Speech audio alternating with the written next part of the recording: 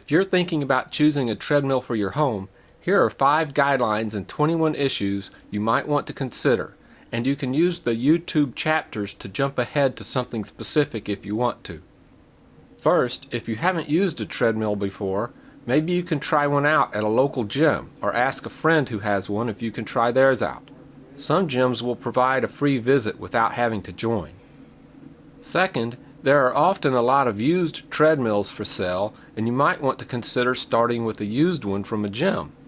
Gyms occasionally sell older models when they're upgrading, and some used commercial treadmills might be better than some new home treadmills. After COVID-19, a lot of gyms might even be selling some of their newer models as they space them further apart or go out of business. Third, you can also often find used home treadmills for sale by owner for very low prices. Why do people sell their home treadmills if they're still functional?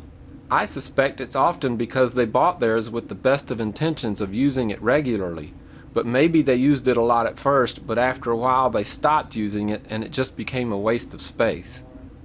If there's a chance this might happen to you, that's a great reason to get a cheap used treadmill as your first treadmill. Then if you stop using it, you won't have wasted as much money. If you do use it, you'll have proven to yourself that you'll also get good use out of a better, newer treadmill with more features. Fourth, there are some reasons why you might want to choose an expensive treadmill. To get more features, to get better features, it may last longer, it may support heavier users, it may be more aesthetically pleasing, and so on. The 21 issues I'm going to cover in a moment will give you more ideas. My 5th and last guideline is to create a master list of what you need a treadmill to do and what you want your treadmill to do, and then get the least expensive treadmill that will do what you need and want. If you can't afford one that does everything you need and want, you'll need to decide which of your needs and wants to give up for what you're able and willing to pay. Now here are 21 issues to consider to create your needs and wants master list. How fast will it go?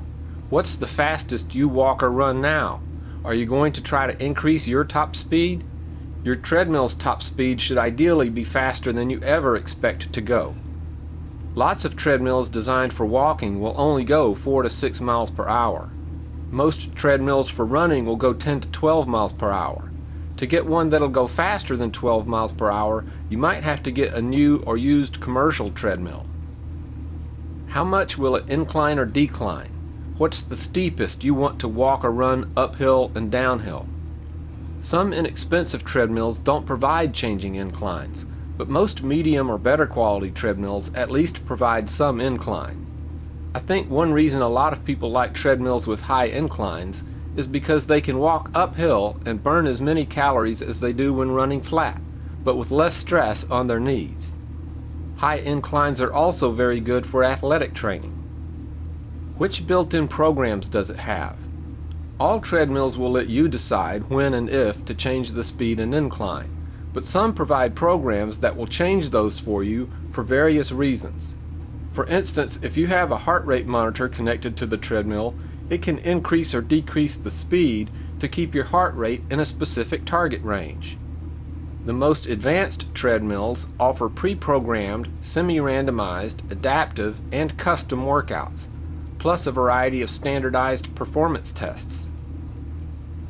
What exercises can it do besides walking and running? Every treadmill offers walking, and most offer running, but some also provide strength training options, such as using your legs to push against resistance provided by the motor. The Technogym Skill Run even offers a belt that connects to the treadmill's frame so the user can use their legs to pull against the resistance from the motor. Does it have entertainment? Boredom can kill your desire to work out. You can always watch a nearby TV or something to fight off boredom, but I think having a wide variety of entertainment options built into a treadmill's console can help motivate you to get on and get going more than non-built-in options. What performance feedback does it provide? Having lots of feedback is extremely valuable to me, and it might be to you too. I like to set milestones in my mind and keep going until I reach one, then pick another one to try to reach. This can be things like time elapsed since I started, the distance I'm walking or running, or the calories I'm burning. The more feedback it's got, the more milestones I have to choose from. Will it track your performance over time and show you charts of your progress? That can help provide long-term motivation to keep up your workouts. For some people, that might make the difference between whether they keep using their treadmill or whether it just collects dust. Does it have classes? At least one treadmill brand encourages you to exercise with groups of other people at the same time over the internet for a monthly fee. This can provide a lot of motivation for some people, help avoid boredom, and help them push their exercise level of effort higher than it might be otherwise. Does it have coaching? Treadmills that have a camera built into the console can let a remote coach watch you and encourage you to keep going during your workouts. How easy is it on the knees? Many treadmills offer a flexible deck that bends a little when you're walking and bends more when you're running to reduce the shock of each step to your knees. This may make walking and running on that kind of treadmill safer than walking or running outdoors. How much weight will it bear when walking? What's the highest weight among everyone who might use your treadmill? Your treadmill needs to support a user that weighs at least that much, because if the motor isn't powerful enough, it may not turn the belt, or it might overheat the motor or other parts until it breaks. How much weight will it bear when running? Turning a tread at a certain speed requires more power when someone is running rather than walking. So if you or anyone else is going to run on your treadmill, you should take this into account. For example, my old Precor commercial treadmill would support a 500-pound person walking, but only a 350-pound person running. Home treadmills will probably have lower limits. How long will it last? Commercial treadmills designed for gyms are built more ruggedly than home treadmills. They generally use thicker, heavier frames and have more powerful motors. This may not be important if you're a lightweight or won't use your treadmill every day. But if you're a heavyweight and use your treadmill every day, a treadmill designed for typical home use may not last long. Likewise, if you try to start a low-budget gym using home treadmills, they may quickly fail when used by multiple people all day every day. What does the warranty cover, and for how long? Will the warranty provide someone to come to your house to repair the treadmill? If not, are you prepared to pay a repairman to come to your house? How much space does it take up? Some walking-only treadmills take up relatively little space, while many treadmills take up a lot of space. And if you're going to run on it, it's safest to have 6 feet behind your treadmill in case you fall and it tosses you off the back. It's probably better to land on the floor than on furniture or other exercise equipment. Commercial treadmills can also be tall. The running surface on my Skill Run is about 12 inches off the floor, which could be a problem for a tall runner with a low ceiling. Does it fold to reduce space when not in use? You can easily fold up the deck on many home treadmills, and it will take about half the space it needs while in use.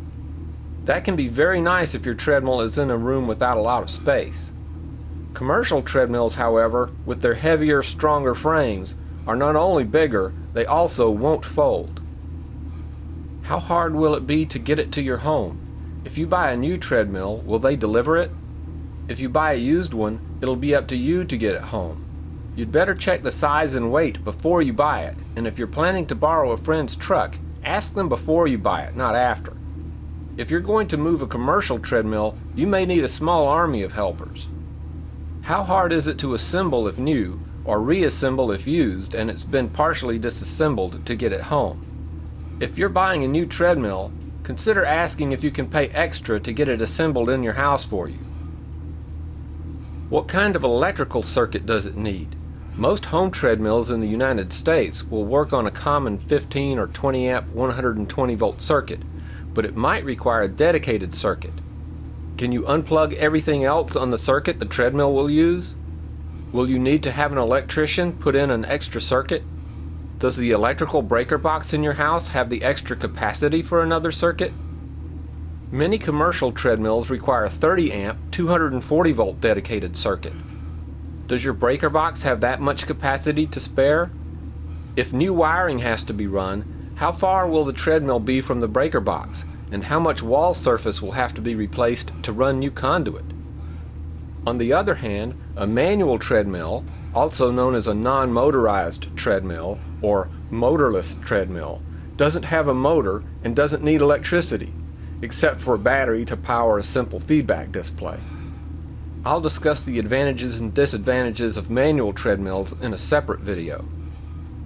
How loud is it? Most treadmills aren't very loud, but I think most commercial treadmills tend to be a little louder than most home treadmills. Most treadmills are louder the faster they go, and belt and deck treadmills tend to be louder than slat belt treadmills. If you want to run fast on a treadmill and the noise bothers someone else at home, you might want to do your treadmill workouts when they're not nearby. Finally, how nice does it look? Maybe you don't think this is important, but I think I'm more likely to use my treadmill regularly if it looks nice. I think mine is elegant, and it makes me happy to look at it, which lowers my resistance to changing clothes and getting started working up a sweat.